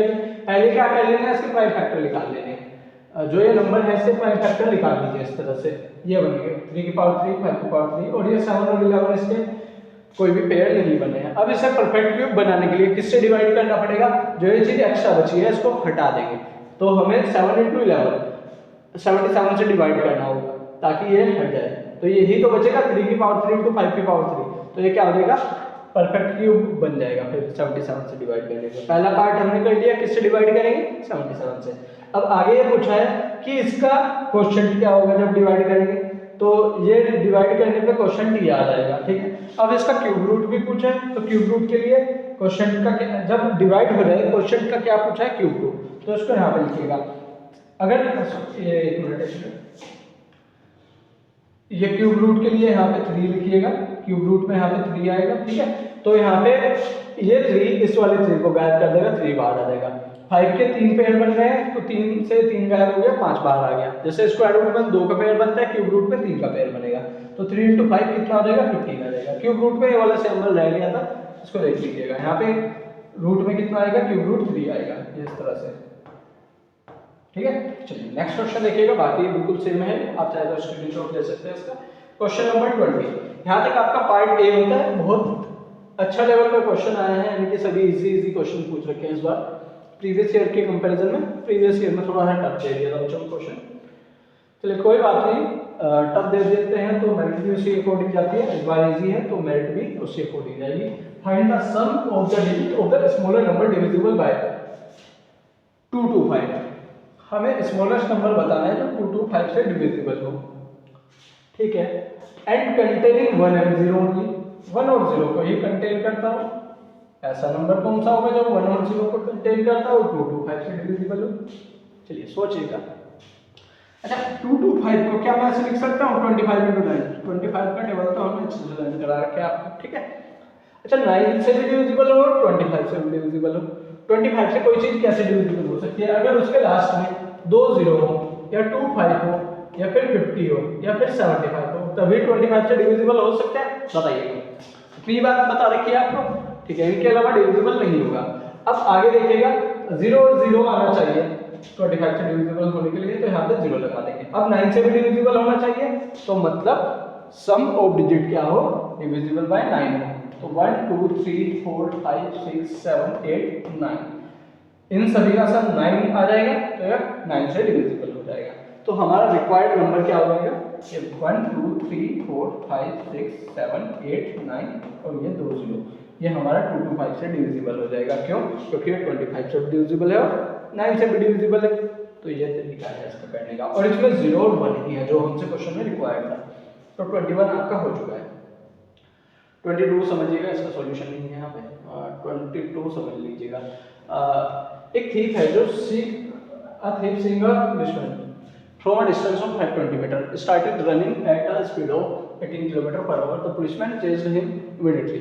यानी कि एक थीफ है जिसने क्या किया, पुलिसमैन को देखा और देखते ही वो क्या करने लगा, इतनी दूरी से देख लिया, 525 की दूरी से उसने देख लिया और भागने लगा 18 km/h की स्पीड से। तो पुलिसमैन ने भी उसको इमीडिएटली क्या किया, इतनी स्पीड से भागना शुरू किया। अब ये पूछना है कि what is twice the distance covered by the policeman to catch the thief, यानी कि जितना पुलिसमैन ने डिस्टेंस कवर किया है उसका दुगना क्या होगा। डिस्टेंस जितना कवर किया उसका दुगना पूछा है, ठीक है। डिस्टेंस इतना है, थीफ की स्पीड इतनी थी, पुलिसमैन की स्पीड इतनी थी। अब पुलिसमैन उसको पकड़ पाएगा, उसके लिए क्या करना पड़ेगा, उसकी रिलेटिव स्पीड निकालनी पड़ेगी। इन दोनों का डिफरेंस होता है रिलेटिव स्पीड। 7.5 और 5 का जो डिफरेंस है वो कितना हो जाएगा, 2 मीटर नहीं होगा बच्चे, ये थोड़ा सा करेक्ट करेंगे, 2.5 होगा। यहाँ पे देख लीजिएगा 2.5 मीटर पर सेकेंड, ठीक है। अब आगे देखिएगा, ये 2.5 मीटर पर सेकेंड आ चुका है, ओके। अब नेक्स्ट देखिएगा, हमें टाइम निकालना है जितने में उसको क्या कर ले, कैच कर ले। तो टाइम बनेगा डिस्टेंस अपॉन स्पीड। तो डिस्टेंस 525 मीटर से दूरी से देखा, तो इतने बीच का अंतर था और टाइम का ड्यूरेशन का डिफरेंस ये था, तो इन दोनों को डिवाइड करते हैं तो टोटल टाइम आ जाएगा जितने में उसको कैच कर लेगा, 210 सेकंड में उनको कैच करेगा, ठीक है। अब डिस्टेंस कितना कवर किया होगा पुलिसमैन ने, तो स्पीड इनटू टाइम डिस्टेंस का फॉर्मूला होता है। तो कितना टाइम लगा है 210, और डिस्टेंस कौन कवर कर रहा है, पुलिसमैन, तो स्पीड भी किसकी होनी चाहिए, पुलिसमैन की। तो स्पीड इनटू टाइम, तो ये आ जाएगा। अब हमें ये तो नहीं पूछा था कितने डिस्टेंस पे उसको पकड़ लेगा टोटल, हमसे ये पूछा है उसका जो डिस्टेंस है जिस पे वो पकड़ रहा है उसका ट्वाइस क्या होगा। तो 2 से मल्टीप्लाई कर देंगे, हमारा आंसर आ जाएगा। नेक्स्ट क्वेश्चन देखिएगा, ये हमारा 22 हो चुका है। अब नेक्स्ट क्वेश्चन समझिएगा 23। The total SI at RS% per annum and total CI at RC% per annum, यानी कि जो रेट ऑफ इंटरेस्ट है SI पे वो RS है, और कंपाउंड इंटरेस्ट पे जो रेट ऑफ इंटरेस्ट है वो RC है, ठीक है। अब कितना टाइम के लिए है, तो 2 ईयर्स के लिए है, और कितने रुपीज पे है, 10,000 के लिए है, और इक्वल है, ऐसा ही और सी क्या है, इक्वल है। तो हमें क्या फाइंड आउट करना है, इन दोनों का डिफरेंस, आर एस और आर सी का डिफरेंस फाइंड आउट करना है। चलिए देखिएगा किस तरह से करना है। प्रिंसिपल हमें गिवन है, रेट एस आई पे क्या है आर एस, सी आई पे क्या है आर सी, और टाइम 2 ईयर्स है। अब ये दोनों वैल्यूज क्या है, इक्वल है। तो कंपाउंड इंटरेस्ट का फॉर्मूला होता है प्रिंसिपल 1 प्लस आर अपॉन 100 की पावर है, एन कितना है यहाँ पे 2 ईयर्स है, 2 रख लेंगे। आर की वैल्यू कितनी है, आर सी अपॉन में 100। यहाँ पे देखिएगा थोड़ा सा इस तरह से देख लेंगे। प्रिंसिपल 1 प्लस आर की वैल्यू कितनी है कंपाउंड इंटरेस्ट में, आर सी है अपॉन में 100, और पावर 2 इसलिए क्योंकि 2 साल के लिए है। अब ये तो अमाउंट है, अमाउंट में से प्रिंसिपल घटा देंगे तो ये कंपाउंड इंटरेस्ट बनेगा या नहीं बनेगा, अमाउंट में से प्रिंसिपल घटा देंगे तो ये कंपाउंड इंटरेस्ट बन जाएगा। सिंपल इंटरेस्ट के लिए आसान सा फॉर्मूला है, P into R into T, direct है। तो इसका rate of interest R S है, ठीक है। तो यहाँ पे देखिएगा P और P दोनों से कॉमन ले जाएंगे तो क्या बचेगा 1 प्लस आर सी अपॉन 100, और यहाँ से भी P कॉमन ले गया तो यहाँ पे -1 बचा, तो P से ये P कैंसिल आउट हो जाएगा, ठीक है। अब ये बचा और ये बचा, यहाँ पे क्या करना है, इसका होल स्क्वायर सोल्व करना है, पहले का स्क्वायर प्लस दूसरे का square plus 2 into first term into second term, ये -1 है यहाँ पे, ये इधर रख लेंगे जो यहाँ पे था, 1 से 1 कैंसिल, तो आर सी का स्क्वायर ये रहा, 100 का स्क्वायर यहाँ पे है, 2 अपॉन आर सी है, इधर क्या बचा 2RS अपॉन 100। अब हमने क्या किया, ये 100 यहाँ पे है तो हर एक टर्म को 100 से कैंसिल आउट कर दिया, कर सकते हैं इस तरह से सिंप्लीफाई करने के लिए, ठीक है। एक 100 को किया तो एक 100 यहाँ से होगा, एक 100 डिवाइड यहाँ से होगा, कंप्लीट इक्वेशन में करना है, ये बात ध्यान रखिएगा, और इक्वेशन की हर एक टर्म से करना होगा, ठीक है। तो यहाँ से भी कैंसिल आउट हुआ, यहाँ से भी कैंसिल आउट हुआ, यहाँ से 2 पावर थी 100 की तो एक पावर कैंसिल आउट हुई, एक तो बची है ना मेरी, ठीक है। तो ये आर सी का जो स्क्वायर है अपॉन में 100 बच चुका। अगर आपको ऐसे नहीं करना आ रहा है तो आप इस 100 को उठा के इधर मल्टीप्लाई कर दीजिए, आपका यहाँ पे बचेगा सिर्फ, ठीक है। क्योंकि जब इधर रखेंगे तो इंडिविजुअली पे डिस्ट्रीब्यूट होगा, 100 से 100 कैंसिल, 100 से 100 का स्क्वायर कैंसिल आउट होकर 100 बच जाएगा अपॉन में। तो अब इसका क्या करना है, एलसीएम लेना है, 100 एलसीएम, तो ये 100 एलसीएम जाके उधर जाके 200 में बदल चुका। अब यहाँ पे 100 इंटू 2 कितना हो जाएगा 200, तो ये इक्वेशन ये बन चुकी। तो अब यहाँ पे आर सी का जो स्क्वायर है 200 उधर चला जाएगा, तो R S minus R C और 200 दोनों में से कॉमन ले लेंगे, तो R S minus R C इसको अपॉन में ले आएंगे, ले आए। फिर यहाँ पे देखिएगा जो आर सी का स्क्वायर है वो इस तरह से बन जाएगा 200 R S minus R C, clear. अब हमें क्या चाहिए, इंटीजर चाहिए, टू गेट अ इंटीजर। तो अब हमारा जो R S minus R C है उसकी जगह 2 रख देंगे, क्योंकि ये स्क्वायर है, स्क्वायर का आंसर भी तो आना चाहिए परफेक्ट स्क्वायर। तो 200 को किससे मल्टीप्लाई करें कि वो लगभग सबसे नियरेस्ट क्या हो, परफेक्ट स्क्वायर नंबर हो। तो किस मिनिमम नंबर से डिफरेंस, किस मिनिमम नंबर से मल्टीप्लाई करना होगा, 2 से। तो क्योंकि 200 इंटू 2 400 होता है और 420 का स्क्वायर होता है, इसलिए आर सी का कंप्लीट का होल स्क्वायर बन जाएगा। तो यहाँ पे क्या कर सकते हैं, 2 से मल्टीप्लाई कर दिया R S minus R C की वैल्यू, तो डिफरेंस कितना आ चुका है उसका 2 आ चुका है, ठीक है। अब ये कितना बन चुका है 400, यानी कि rate of interest on compound interest कितना आ चुका है 20%, ठीक है। इस तरह से हम वैल्यू निकाल सकते हैं। ये हमने बस ये ध्यान रखना है परफेक्ट स्क्वायर नंबर बनाना है, तो ये आर सी का कंप्लीट का स्क्वायर बनना चाहिए ना, ठीक है, क्योंकि इसमें पहली बोला पे ये क्या है, इंटीजर है। अब नेक्स्ट देख लीजिएगा x प्लस 1 अपॉन एक्स की वैल्यू √3 है, तो ये कुछ वैल्यूज पूछी है, देखिएगा x प्लस 1 अपॉन एक्स की वैल्यू √3 है। अगर हम क्यूबिक बोथ साइड करेंगे तो ये क्या हो जाएगा, पहले का क्यूब प्लस दूसरे का cube plus 3 into first into second term bracket first term plus second term is equal to इधर का भी क्यूब करते हैं, इधर का क्यूब करने पे 3√3 आया, x से x cancel, x plus 1 upon x की वैल्यू √3 है यहाँ पे, तो इस √3 को यहाँ पे पुट करेंगे तो ये कितना हो जाएगा 3√3, इधर भी 3√3 है, इधर भी 3√3 है, कैंसिल आउट हो गए, ये इसकी वैल्यू कितनी बन जाएगी 0। फर्स्ट का आंसर आ चुका है, ठीक है। नेक्स्ट समझिएगा, अब हम क्या करेंगे, इन दोनों का एलसीएम लेंगे, तो ये x की पावर 3 इंटू x की पावर 3 x की पावर 6 हो जाएगा, प्लस 1 अपॉन में x का क्यूब बचेगा, इक्वल में 0 है, तो ये उधर जाके क्या बन जाएगा, x की पावर 3 इंटू 0 0 आ जाएगा। तो यहाँ पे x की पावर 6 की वैल्यू कितनी आ चुकी, -1 आ चुकी, ये सेकंड पार्ट सोल्व हो चुका। थर्ड पार्ट में हमसे क्या कहा गया है, हमें x की पावर 50 की वैल्यू चाहिए। x की पावर 50 की वैल्यू कैसे निकालेंगे, देखिएगा क्या हम इसको ऐसे लिख सकते हैं, x की पावर 6 इज इक्वल टू -1, तो x की वैल्यू ये -1 अपॉन 6 आ सकती है, बिल्कुल आ जाएगी। अब जो ये 50 पावर है निकालनी है, तो बोथ साइड क्या कर देंगे पावर 50 कर देंगे, इधर 50 आ जाएगा और इधर -1 की पावर 50/6 आ जाएगा। सिंप्लीफाई करेंगे 25/3 आ जाएगा। अच्छा ये 3 8 जा 24 होता है, तो 8 तो एज इट इज आ जाएगा, 1 रिमाइंडर और 3 यहाँ पे, तो ये 8 एज इट इज आ जाएगा इस पे और 1/3 यहाँ पे आ जाएगा। तो 8 तो पावर इवन है तो प्लस बन जाएगा, तो -1 की पावर 1/3 हमारा कंप्लीट आंसर आएगा। नेक्स्ट देखिएगा, x की पावर 50 प्लस 1/x की पावर 50 को क्या हम ऐसे लिख सकते हैं 48 और यहाँ पे x की पावर 2, इसको भी ऐसे लिख लेंगे 48 और 1 मिनट 48 और x की पावर 2, इसको 6 की पावर 8 और x square as it is, इसको 6 की पावर 8 क्योंकि पावर की पावर मल्टीप्लाई होती है, 6 8 48 होता है ना, तो इसको ऐसे लिख लिया। और 6 हमने इसलिए लिखा है क्योंकि x की पावर 6 की वैल्यू हम प्रीवियस क्वेश्चंस में हम निकाल चुके हैं, -1 है, -1 की पावर 8 पॉजिटिव 1, तो x square plus 1/x square बचेगा। ठीक है, हमें ये वाली वैल्यू निकालनी है, मतलब अब हमें x प्लस 1/x की वैल्यू √3 पता है और इसका स्क्वायर कर देंगे बोथ साइड, तो x square plus 1/x square की वैल्यू आ जाएगी। क्या होगा a square plus b square plus 2ab वाला फॉर्मूला लगेगा, इधर का भी स्क्वायर करेंगे, इससे कैंसिल, ये उधर जाके माइनस में आ जाएगा, तो 1 इसका करेक्ट आंसर आ जाएगा। a b c d चारों पार्ट हम कर चुके हैं, इस तरह से देख लीजिए, c पार्ट ये है, a b c और d। ठीक है, चलिए बच्चों नेक्स्ट क्वेश्चन देखिएगा। रश्मि sales her 2 wrist watches for ₹12,600 each. On first, she gains 26% and on second she loses 10%. Find the overall gain or loss percent. Overall gain हो गया, loss percent होगा, ये आपको कैलकुलेट करना है। ठीक है, लॉस होगा तो लॉस परसेंट कैलकुलेट कीजिएगा, गेन होगा तो गेन परसेंट। देखिएगा इसमें कंडीशन क्या गिवन है आपको, इस तरह से समझ सकते हैं आप कि 2 वॉचेस थी, first condition first watch second watch. ठीक है, तो यहाँ कुछ कंडीशंस निकाल के देख लेंगे जो हमें कैलकुलेट करना है। पहली जो वॉच है उसका जो कॉस्ट प्राइस है वो हमको नहीं पता है, लेकिन सेलिंग प्राइस तो ईच का कितना दे रखा है, सी सेल्स हर 2 wrist watches 12,600 ईच, यानी कि जो सेलिंग प्राइस की वैल्यू है 12,600 है ईच की। अब यहाँ पे देखिएगा कॉस्ट प्राइस हमेशा 100% होता है।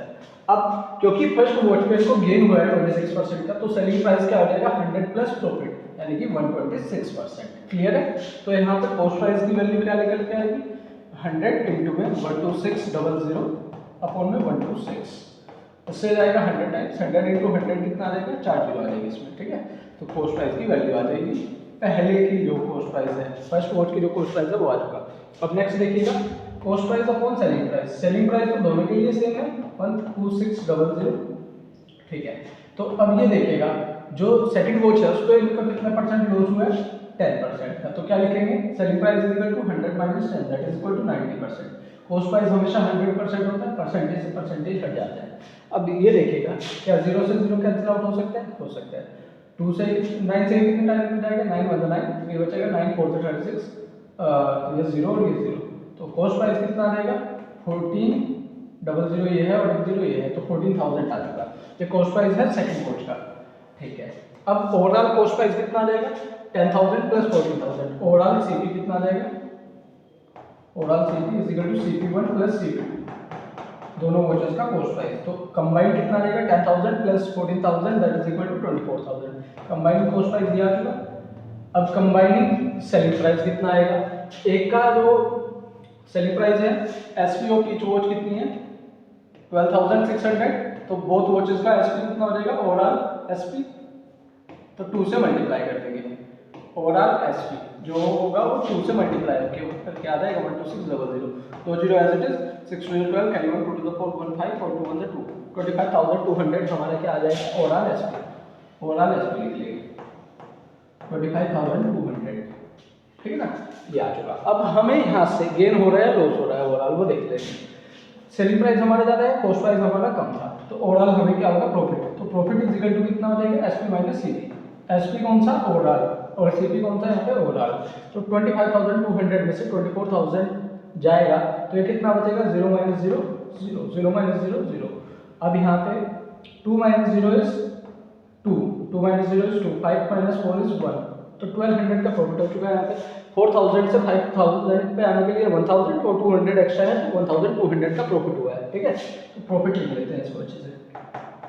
अब हमें क्या निकालना है गेन हो रहा है इसमें, गेन का मतलब प्रॉफिट होता है, तो गेन परसेंट की वैल्यू क्या आ जाएगी, गेन परसेंट की वैल्यू होती है गेन अपॉन में सीपी इनटू 100, गेन कितने का हुआ है, ये गेन परसेंट आ जाएगा इस तरह से। गेन हुआ है 1200 का, ओके। और कॉस्ट प्राइस कितना था इसका हमारा 24,000 अपॉन में 2400, नहीं सॉरी 000 इंटू 100, 2 0 से 2 0 कैंसिल, 1 0 से 1 0 कैंसिल, 12 10,000 बाई 2 5,000। ओवरऑल कितने का गेन हो चुका है, 5% का गेन हो चुका है। ये हमारा करेक्ट आंसर है।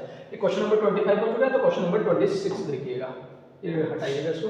26 देखिएगा क्या दे रखा है इसमें, the perimeter of a rectangle is 240, length को इंक्रीज कर दिया 10% से, ब्रेथ को डिक्रीज कर दिया 20% से, तो हमें पेरीमीटर सेम मिलता है।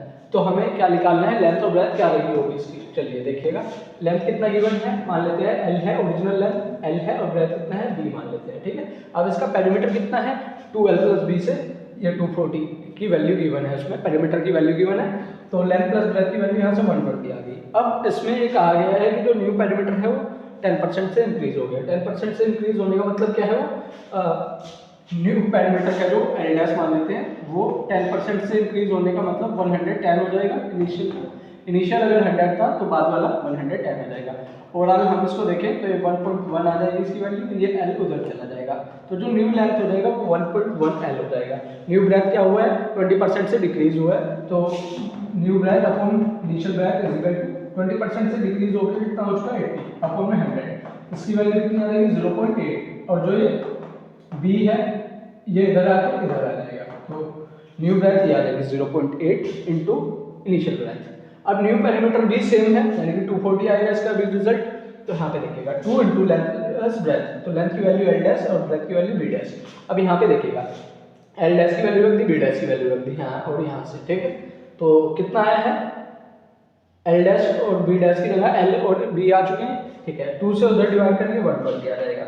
अब इसमें पॉइंट हटा के अपॉन में 0, पॉइंट हटा के अपॉन में 0, अब ये जो एलसीएम आ जाएगा इसका ये उधर चला जाएगा, ठीक है। चलिए अब आगे देखिएगा, 10 और 10 यहाँ से एलसीएम आ गया, इधर चला गया, तो ये 1200 हो चुका। 11L + 8B = 1200 है, तो ये इक्वेशन नंबर सेकंड मान ली हमने। इक्वेशन पहली हमारी ये थी, length plus breadth = 120, length plus breadth कितना था 120। इन दोनों को सोल्व करने के लिए सेकंड इक्वेशन और फर्स्ट इक्वेशन को इनका कोफिशिएंट इक्वल बनाना पड़ेगा। कोफिशिएंट इक्वल बनाने के लिए हम क्या करेंगे, इस b को देखिए और यहाँ पे 8b है, तो इस वाली कंप्लीट इक्वेशन की क्या हम 8 से मल्टीप्लाई कर सकते हैं, कर सकते हैं। तो 8 से मल्टीप्लाई होने पे क्या हो जाएगा, ये हो जाएगा 8L + 8B = 960, ठीक है ना। तो यहाँ पे ये इक्वेशन सेकंड, जो इक्वेशन फर्स्ट थी वो ये बच चुकी, और इक्वेशन सेकंड ये है। इन दोनों में से माइनस करेंगे एक दूसरे से, तो b वाली चीज कैंसिल आउट हो जाएगी। 11L में से 8L चला गया, कितने L बचे, 3L बचे, = 240। L की वैल्यू आ चुकी है यहाँ से 80।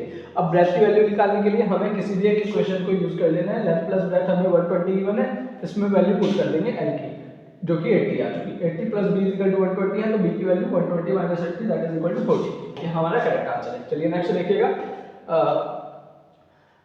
ये दे रखा है floor of a room has dimension 5x4, इसकी डायमेंशन 5x4 है। It is covered with a circular tiles, diameter 50 centimetre each. ये सर्कुलर टाइल्स इस तरह से कवर है जिसकी डायमीटर कितनी है, 50 सेंटीमीटर है हर एक की। Find the area of the floor that remain uncovered, यानी कि जो ये एरिया बच रहा है इधर, ये एरिया जो बच रहा है इसका एरिया निकालना है। कैसे निकालेंगे, पहले हम इस कंप्लीट का एरिया निकाल के, रेक्टेंगल का एरिया निकाल के, कितनी है टाइल्स इसमें 1 2 3 4 5 और 2 3 15 टाइल का भी एरिया निकाल लेंगे, ठीक है। तो एरिया ऑफ रेक्टेंगल में से 15 टाइल्स का एरिया माइनस कर देंगे, तो हमें वो निकल के आ जाएगा जो एरिया अनकवर्ड है। देखिएगा एरिया ऑफ फ्लोर कैसे निकलेगा, डायरेक्टली मल्टीप्लाई करके इसके डायमेंशन को। अब जो रेडियस है टाइल की वो निकालनी है, तो डायमीटर कितनी दे रखी है इस टाइल की 50 सेंटीमीटर, तो जो डायमीटर है वो मीटर में ये आ जाएगी। रेडियस निकालेंगे 2 से डिवाइड करके, तो ईच टाइल का जो एरिया है वो πr² हो जाएगा। पाई की वैल्यू रखेंगे 3.14, आर की वैल्यू 0.25 और इसका स्क्वायर करके हमारा ओवरऑल आंसर ये है, मान लीजिए भी, ठीक है। कंप्लीट सोल्व नहीं किया।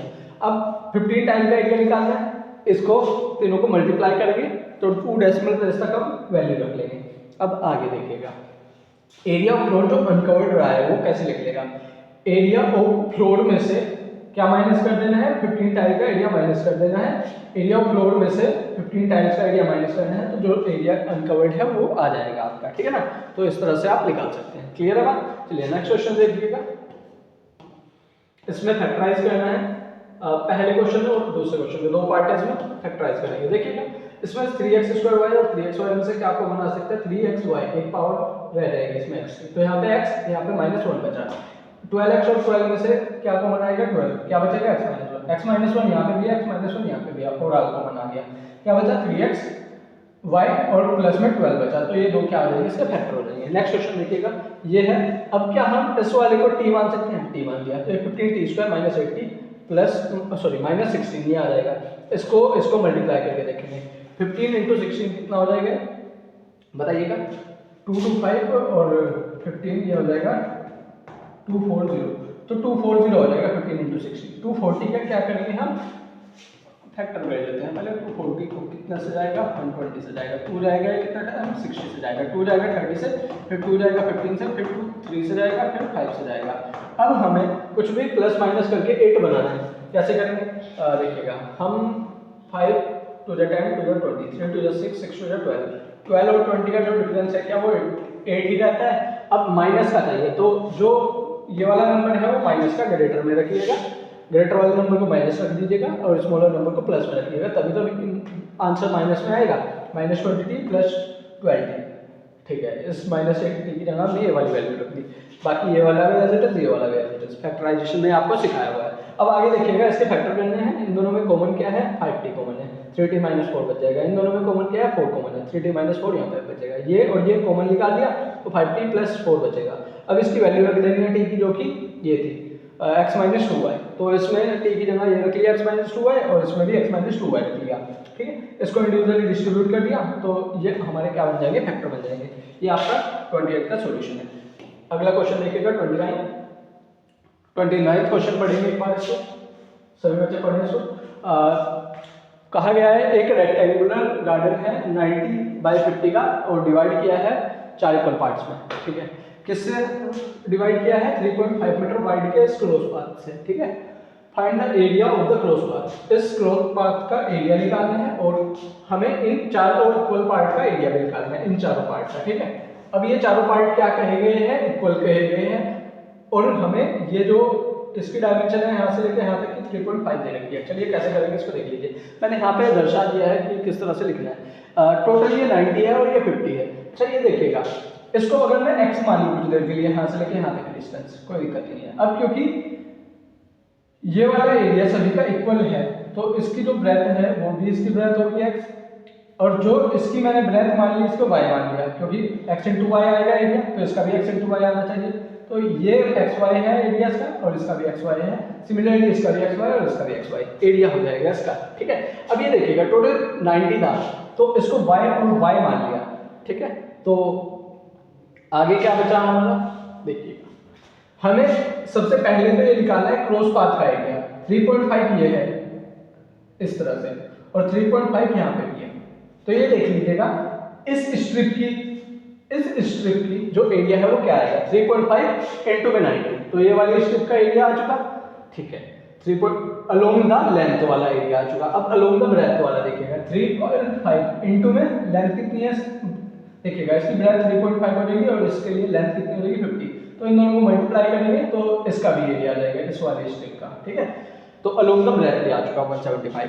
अब ये देखिएगा, अब हमें क्या पता चला है इसमें कि ये जो हम इधर वाला एरिया ले रहे हैं और इधर वाला एरिया ले रहे हैं, तो ये जो बीच वाला एरिया है 2 बार आ जाएगा।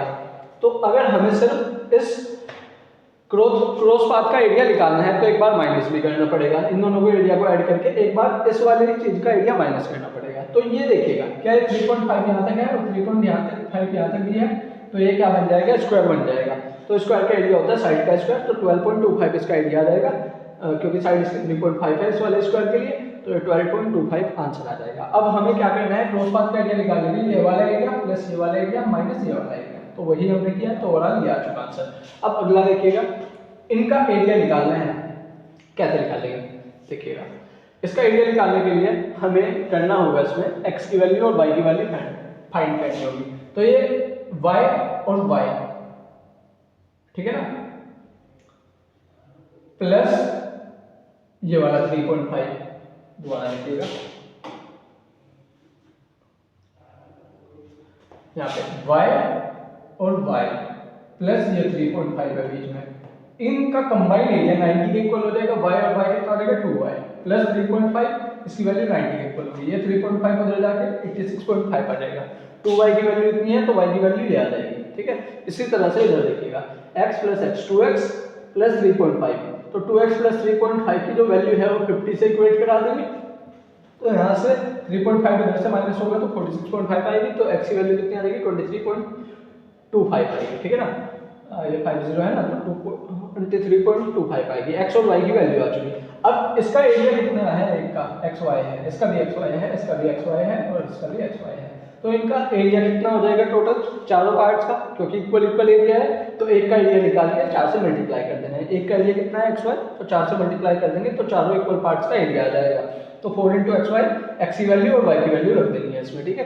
तो ओवरऑल आंसर ये आएगा, सोल्व करके कैलकुलेट कर लीजिएगा इसको। चलिए लास्ट क्वेश्चन देखते हैं इसका।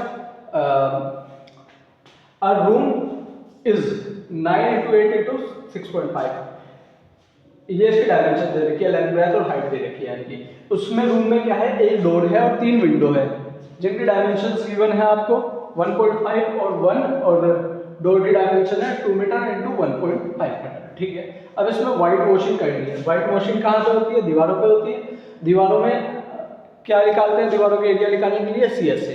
लेकिन अब ये देखिएगा क्या इसमें एक डोर भी आ चुका, तो डोर पे तो व्हाइट वॉशिंग नहीं होगी, और इसमें 3 विंडो भी आ गई, विंडो पे भी व्हाइट वॉशिंग नहीं होगी, ठीक है। तो हमें क्या कर देना है, CS से निकाल के area of door minus area of window निकाल देना है, उसको अलग कर देना है।